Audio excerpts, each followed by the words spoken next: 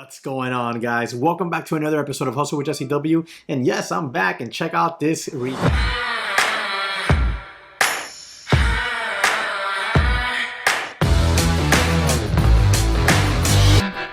So I took a few days off from videos and stuff like that, but I have been live this week. And today I wanted to come back here and show you a recap on a Tesla trade we did today. I actually recorded a little bit of the trade on my phone, and I'll show you that as well. But I also wanted to let you know that Trade Ideas has 25% off, and it ends on March 31st. They just came out with this flash sale yesterday evening, so I want to make sure you know about it. 25% off only comes across, I think, maybe three times a year, so you'll want to take advantage of that, even if it's just for a month to test it, because Trade Ideas is totally worth it. I have full-length review videos on the YouTube channel about it, and if you purchase with my link, which is in the description and comment section, the 25% off will be in the comment section. Let me know and I'll get you my collab for some of my scans. All right, now today I traded Tesla put options, and it was a nice trade. I'm going to show you it here really quickly on the charts, and we'll go over the lesson step by step on why I attacked it and why I attacked it at the specific levels I did. Now, before any delay, smash the like button for me and subscribe to the channel if you haven't. Let's jump into it. All right, guys, so let's go ahead and take a look at this. First things first, the SPY chart. The SPY, oh, I did a happy face today. I did this in chat with the team. It was just a fun little joke. So the SPY today went absolutely insane with a huge gap up, but it is having a bit of a red day here. I'd expect the SPY to maybe start to trickle its way back down here towards 450 here, if it can get back underneath 458, which is a key level. And because we were watching that key level today, Tesla was on watch. Tesla was on watch because it was also at a key level today. Look at this daily chart here on Tesla. You see these two circles here? This is the 1115 area on Tesla. 1115 resistance, 1115 resistance, 1115 support back here. So today on the watch list, I'll show you Tesla watching for 1115, 1120 area to hold resistance for a fade back down to 1140, 1150. Now those 1140s, 1150s I'd expect to take a few days to, get tested, but today we did in fact hit that 1115 and come all the way back down here towards 1173-ish. And I grabbed my put option trade. Oh, making some money already here, guys, on the day. Looking for more profits here on these Tesla put options. Boom, right there, flat, making some money on the day. Not bad, guys. Just a couple puts today, and look at that. That's what I'm talking about. I was trying. I thought I was going to maybe grab some in here in front of VWAP, but I got no shot. I didn't get a shot on it.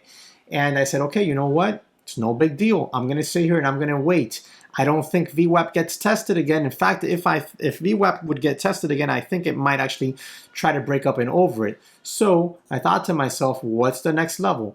And here is that next level. You see this previous high from yesterday on Tesla?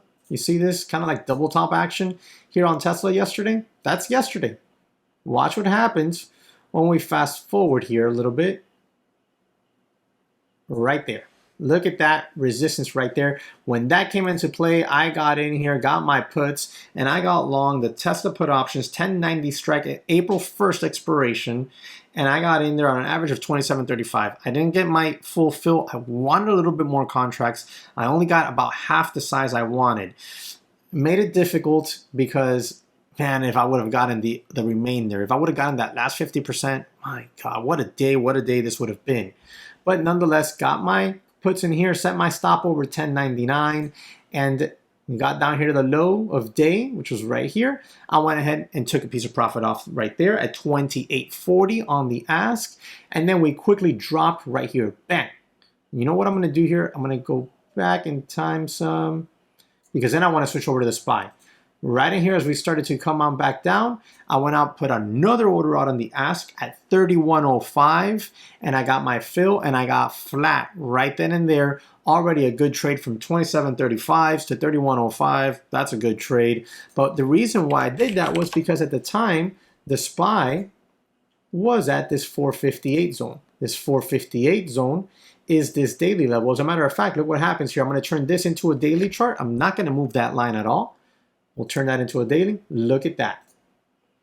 Potential support, right? And where do we bounce off of, guys? Whoops. We bounced right there.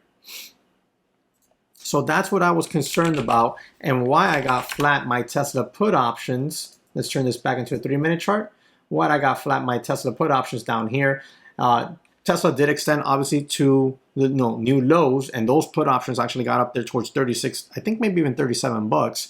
But hey, I'll take it what I got. It's a good day. And ever since then, we've gotten a little bit choppy. And now here creeping into lunch, we've actually gotten a little bit of an extension move off of VWAP here on Tesla.